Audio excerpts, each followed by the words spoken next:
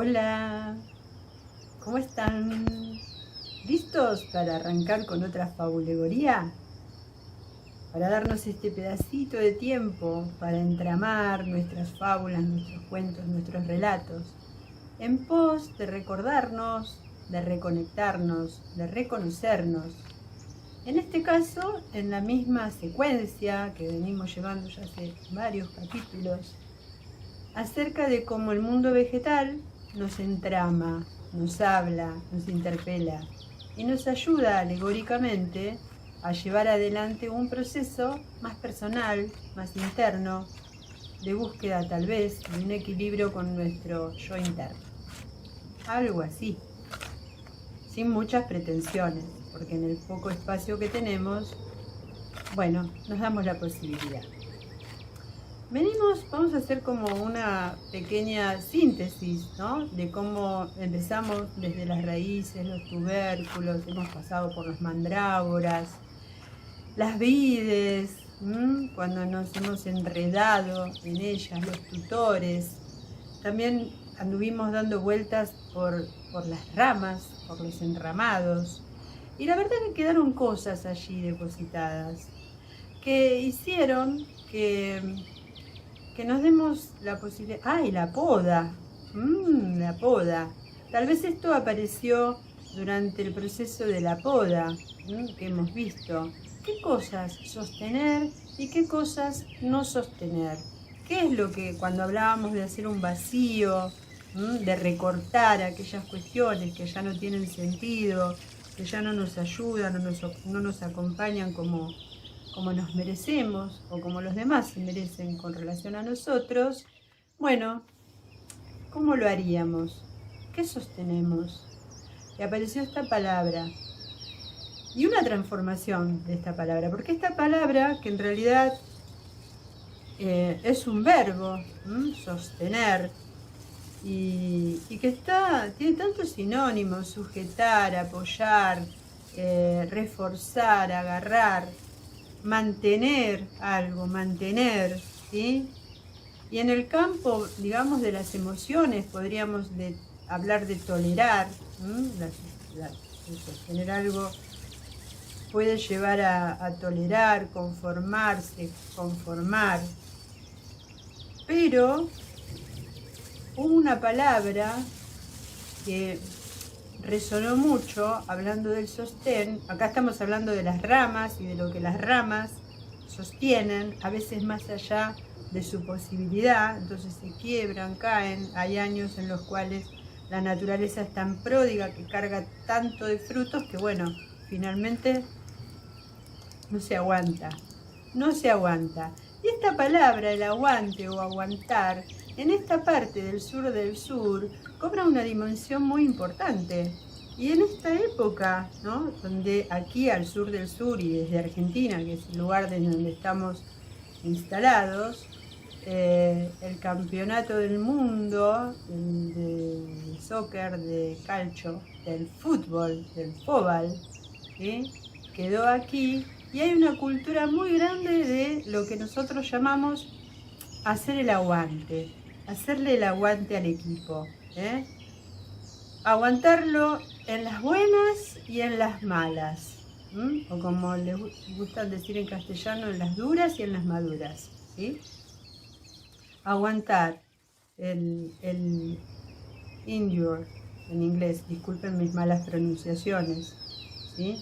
Supporter sería en francés, ¿sí? Soportare en italiano. Nosotros decimos aguante. En esta parte, porque tal vez no se note tanto en el norte o en el oeste o en el litoral, pero en esta parte del sur decimos aguanta, che, aguantatela, che, aguantatela. Eso es el sostener. Una forma vulgar de decir sostener, ¿no? Entonces vamos por ahí. Vamos a ver qué tenemos que aguantar, ¿sí? A veces el aguante es tan grande, que ni los dioses aguantan tanto. Miren, encontré un una fábula del samaniego que no habla de las ramas, pero habla del aguante, que es acerca de las hormigas, y dice así: lo que hoy las hormigas son, eran los hombres antaño. De lo propio y de lo extraño hacían su provisión. Júpiter, que tal pasión notó siglos atrás, no pudiendo aguantar más, en hormigas los transforma. Ellos, los hombres, mudaron de forma. De costumbre, jamás. Qué aguante, ¿no? Qué aguante los hombres, qué aguante que hemos tenido por toda la eternidad. Había pensado que en la comparación, no me gusta mucho la palabra comparar, no nos comparamos. En las tensiones, en todo caso, entre unas miradas y otras acerca de la vida entre Occidente y nuestra América, había pensado en Rimbaud. Tal vez porque siendo un joven que partió tan joven, ¿sí? Este poeta, uno de los poetas malditos, ¿sí? Había pensado en él en virtud de que aguante en esa vida corta, y sobre todo aguantando una madre que lo persiguió bastante, y bueno, toda una historia acerca de Rimbaud. Sin embargo, me apasionó más volver a Franz Kafka, porque nos trae un relato muy kafkiano que quisiera rescatar, que es muy extenso, por lo cual voy a intentar tomar su tuétano, su cosa más dura, ¿no? Se llama El artista del hambre y es un relato fantástico, muy alegórico, sobre todo por la época en que está escrito. Recuerden que estamos hablando del siglo XIX y de una época en particular del siglo XIX, en la cual el ayunador, que es de quien se trata este personaje, puede simbolizar la agonía de todo un sistema. Porque bueno, allí las guerras, las revoluciones, sobre todo en esa parte de Europa donde Kafka se establece, eran tan moneda corriente que a una parte de la sociedad podía decirse que agonizaba y que encontraba en determinado momento cierto placer, dice Kafka a través de su relato, en esto de tener hambre, de vivir en un estado de hambre. Dice: en los últimos decenios el interés por los ayunadores ha disminuido muchísimo. Antes era un buen negocio organizar grandes exhibiciones de este género como espectáculo independiente, cosas que hoy, en cambio, es imposible del todo. En otros tiempos, entonces, toda la ciudad se ocupaba del ayunador. Aumentaba su interés a cada día de ayuno. Todos querían verle, siquiera una vez al día. En los últimos días del ayuno había además exhibiciones nocturnas, cuyo efecto era realzado por medio de antorchas, y en los buenos días se sacaba la jaula del ayunador al aire libre. Y era entonces cuando les mostraban al ayunador a los niños. Los padres se encargaban de llevarlos. Aparte de los espectadores, que sin cesar se renovaban, había vigilantes permanentes, que tenían la función de cuidar que el ayunador no comiera. Y durante todo el tiempo del ayuno, en ninguna circunstancia y ni aun a la fuerza, el ayunador tomaría la más mínima porción de alimento, el honor a la profesión, que se lo prohibía. Todos los vigilantes eran capaces de comprender tal cosa. Muchas veces había grupos de vigilantes nocturnos que ejercían muy débilmente su vigilancia, un poco a propósito, para ver qué sucedía. Bueno, y así Franz Kafka nos va relatando todas las peripecias por las que pasa este oficio del ayunador, ¿sí? Que lo convierte en un artista que se va desvaneciendo, convirtiéndose en piel y huesos. El ayuno duraba 40 días. Por ley no podían hacerlo más de ese tiempo. Bueno, con el tiempo, con los años, supuestamente en el relato pasan 30 años de ayuno, se pierde el interés y los circos, que eran los lugares donde su propietario o su mecenas, Mesías, y su mecenas lo llevaba de un lugar al otro, perdieron interés en ver al ayunador y empezaron a contratar a otros que traían fieras, jaulas con animales y demás. Entonces el empresario que había fijado esos 40 días propone extender más ese tiempo. Y bueno, y así voluntariamente el ayunador, que consideraba una gran oficio el que tenía, estaba dispuesto a morir con tal de defender su oficio. Y así lo sostuvo. Lo traigo en relación al aguante, a cuántas veces a este aguante, aguantar, sostener, cuántas veces, a pesar de que estamos viendo que llegamos a un punto en el cual ya es imposible sostener algo o aguantarlo, igual seguimos adelante. La historia del artista del hambre, que es este relato de Kafka, culmina, por supuesto, cuando encuentran un montón de huesos en medio de la paja de una jaula que corresponden a la evanescencia que se había hecho de ese personaje sin que nadie se diera cuenta, mientras todos admiraran las fieras que había en otras jaulas. Muy kafkiano, ¿sí? Pero bien interesante de ver, y un relato muy alegórico. El muy salió como muy fuerte, bastante alegórico, a bastante alegórico. Con respecto a contrarrestar o a tensionar esta cuestión del aguante en nuestra América, se me ocurre que no hablar de una cultura en particular o de un cuento o de una leyenda, sino simbolizar el gran aguante, el gran sostenerse a través del tiempo que tuvieron las civilizaciones, los pueblos indígenas. Hablar del aguante indígena. Se me ocurre esto, ¿no? Ya habíamos usado en alguna oportunidad, y por eso los traigo de nuevo, a un grupo de pueblos, ¿sí?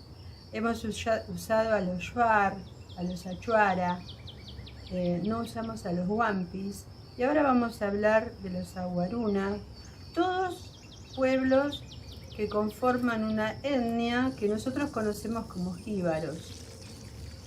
Por esa ceremonia que tenía sobre todo el pueblo Aguajún, ¿sí? De cortar las cabezas de sus enemigos y achicarlas, ¿sí? Las llevaban colgadas en las espaldas. Bueno, porque con eso consideraban que atrapaban allí el alma del enemigo y nunca iba a cobrar venganza de la muerte que había sufrido en manos de alguno de ellos. Así que después de una contienda cortaban las cabezas, el que lo había matado cortaba la cabeza y se la ponía a sus espaldas, y durante el trayecto de vuelta a su lugar en la selva las iban modificando con distintas hierbas, con distintos procedimientos para llegar a sus lugares con la cabeza en condiciones de sostenerse más pequeña. Todo un ritual. Pero lo más importante que rescato de los Aguajún o de los Aguaruna, como querramos llamarlos, es su aguante, su sostenerse, a pesar del embate impresionante. Recordemos que la localización de los Aguajún es al norte del departamento de San Martín, en Perú. O sea, estamos hablando de la Amazonia peruana, ¿sí? Y un territorio que era considerado para ellos un todo. La tierra, el agua, el cielo, todo le daba vida a los humanos y a los no humanos, con ese vínculo tan fuerte con la naturaleza, como tantos otros pueblos de nuestra América. Bueno, una técnica que resulta interesante de ver es la forma en que trataron a la yuca como humanos. Había yuca mujer, yuca varón, yuca bebé. La yuca siempre estuvo en manos de las mujeres. Matrimonios endogámicos, Bueno, una serie de prácticas que pudieron sostener hasta hace muy pocos años atrás. Hasta hace unos 100 años atrás, en que el embate de la civilización, la entrada de productos industrializados y de otras cuestiones hicieron que muchas de estas fortalezas cayeran. Sin embargo, aún es un pueblo que se sostiene, no con la envergadura que tenía en aquellos tiempos, pero se sostiene. Bueno, el aguante, el sostén. Vamos a dejar a Rimbaud, vamos a dejar alguna leyenda y vamos a tomarnos un silencio. Vamos a aguantar sin hablar y respirando, sostener.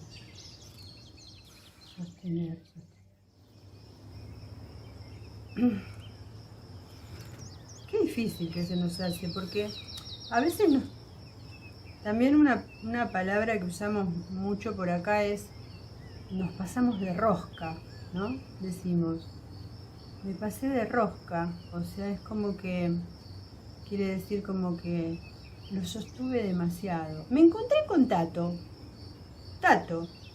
pasé por su pueblo. ¿Recuerdan Tato aquí cerquita? Acepté la invitación que siempre nos hace de que sintamos como propio su espacio, un eco hostal, sin corriente eléctrica, enclavado en el centro mismo del monte.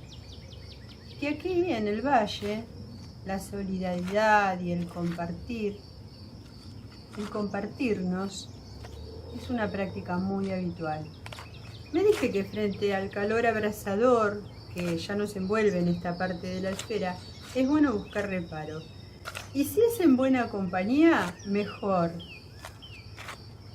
Tato vive en un paraíso. Es un paraíso de palmeras de Caranday, que pareciera remontarse a épocas prehistóricas.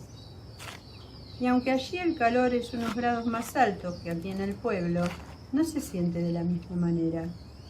Y la panorámica de la vista, de los cerros, y una pileta o piscina, alberca, orientada hacia la quebrada, y la posibilidad de matear mientras se charla amenamente, a mí me resultaba suficiente.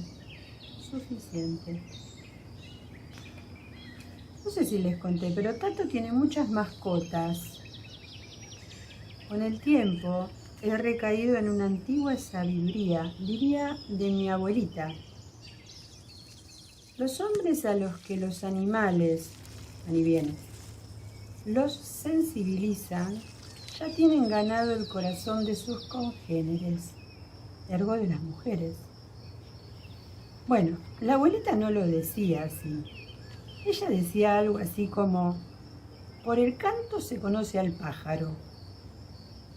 Por el canto se conoce el pájaro. Perdón. Estaba contándoles de sus mascotas. Además de variopintos gatos, una perrita extremadamente caprichosa y los zorros que alimenta con las gallinas que compra cada tanto, intentando sostener un gallinero, la mascota más atendida y más criada es Esteban, un chivo joven e impetuoso que posee el privilegio de salir a caminar con sus ciervos. Sí, escucharon bien, no es el dueño, es su ciervo. Salimos a caminar por el monte los tres, Tato, Esteban y quien les relata esto. ¿Cómo haces para que no te importe que los zorros se coman los pollitos? Vas y traes otro cada vez. Sí, pero también mejoro el gallinero, para evitarlo la próxima, me contestó. Se trata de volver a empezar cada vez. Claro que distinto. Uno ya se dio cuenta del error. Entonces, sostenés la decisión y lo aguantás. Mantuve el silencio. Esteban intentaba ir más rápido para acercarse a la mata cercana, le resultaría apetitosa. Tato sostenía la rienda con fuerza, tirando hacia atrás el chivo con ímpetu. En su mano huesuda pude ver cortes y cicatrices, seguro que del trabajo en la huerta o con los animales. Es cierto, me dije, nada le hace perder el aguante, como decimos en nuestras tierras. Como siempre, para no perder la costumbre de quedarme con la última palabra, le dije: hay cosas que no soporto sostener a pesar de todo. Como diría mi abuelita, yo no estoy dispuesta a ese tipo de sostén. Sobre cicatrices, sobre dolores antiguos, dije mirándole las manos. No le des vueltas las cosas, me respondió vehemente. Es muy criterioso y práctico. Alguna vez tenés que separar las cosas. No estoy hablando de sostener lo insostenible. Digo que a veces hay que volver a empezar. Y mirándome a los ojos concluyó: vos y yo lo sabemos. Cuando Esteban se sació de los tiernos matorrales, volvimos a la casa. Los mates mirando el cerro y la espera de los amigos que pronto llegarían, también a buscar solaz y sosiego, hizo posible que pasáramos la tarde tranquilamente. Al manejar camino al pueblo, apagué el Bluetooth para seguir la secuencia de los etipensares que me traían de vuelta. Cuando Tato dice: vos y yo sabemos, es porque compartimos viejos recorridos similares. El dolor físico, las pérdidas, los amores truncados, etc. Y la pregunta que nunca termina de responderse: ¿habré aguantado lo suficiente? ¿Lo que me pedía ese momento? ¿Habré estado a la altura de ese momento? Ansiosa corría el cuaderno de Mariam. Tal vez ella haya tenido estos mismos sentires y su ángel le contestó el requerimiento. Pero no. Pasé hoja tras hoja y nada. Solo escrito en un margen del mismo cuaderno y en forma transversal, Mariam había transcrito, vaya a saber de dónde, un párrafo. Cuando se sabe una cosa, sostener que sabe, y cuando no se sabe, sostener que no se sabe. Ese es el conocimiento. Confucio. Yo le agregaría a don Confucio: ese es el verdadero conocimiento. Sostener aquello que se sabe que es y dejar partir aquello que se sabe que no es. Y en algún punto, y para esta época, desde la poda, para dejar que se inicien cosas nuevas, ¿sí? Desde una mirada más amplia, aunque volvamos a empezar una y otra vez, hacerlo desde la conciencia de que no es necesario aguantar más de lo que se puede sostener. No es necesario. Se nos ha pedido que seamos felices. Y como dice Confucio, seamos felices con lo que sabemos y no nos hagamos cargo de lo que no sabemos. En principio, en nuestra propia vida. Y así será más fácil sostener los buenos frutos. Seguro que las ramas sabias sí lo hacen. Abandonar ese estado de arte hambriento. Así sea un hambriento del sentir. Bueno, y basta. Como dice Tato, no le des una vuelta más. Nos vemos en la próxima fabulería. Gracias, gracias, gracias.